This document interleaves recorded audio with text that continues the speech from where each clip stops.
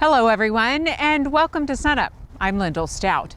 We begin today with a discussion with our Precision Nutrient Management Specialist, Dr. Brian Arnall. Brian, I understand there's a shortage of nitrogen. Can you give us an idea of what's happening? Yeah, basically a lot of things just hit the market at one time. One, we can just talk about the winter storm. The winter storm that we went through in Oklahoma and Texas really put a drain on the natural gas reserves, which natural gas is a really important part of the nitrogen fertilizer creation process. And then we have an increased demand across the corn belt, an expected increase in planting in corn. So we're really seeing this demand for nitrogen plus a lack of resources to make it kind of coming in all at once when we need it in the wheat belt and they need it in the corn belt.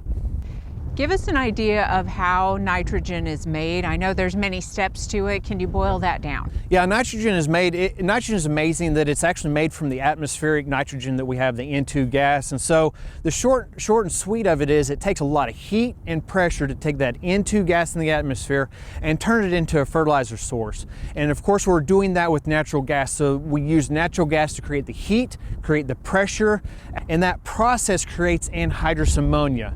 And from that output of anhydrous ammonia, then we create urea, we create urea ammonium nitrate or liquid nitrogen. So really all of our nitrogen sources, including the ammonia that goes into diammonium phosphate fertilizers and MAP fertilizers, it all comes from the Haber-Bosch and that creation of anhydrous ammonia.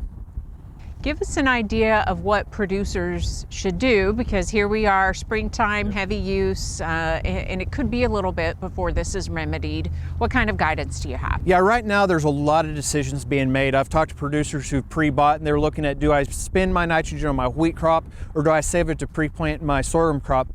And that's really a tough decision. You have to look at it almost a field by field basis.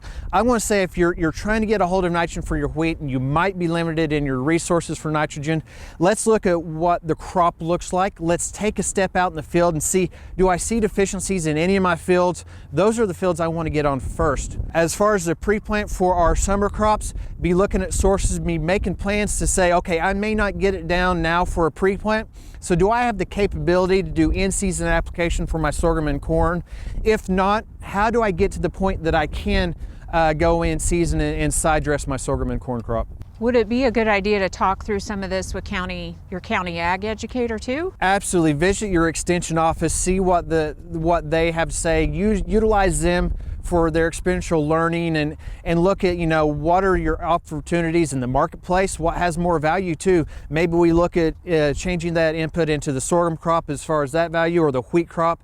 It's all about, it's going to be person by person and field by field basis on how we manage this, but we have time. We're not in extreme hurt yet, but we need to be moving forward and making those decisions right now. Okay, well, thanks for getting us up to speed on the situation and keep us posted on the latest developments.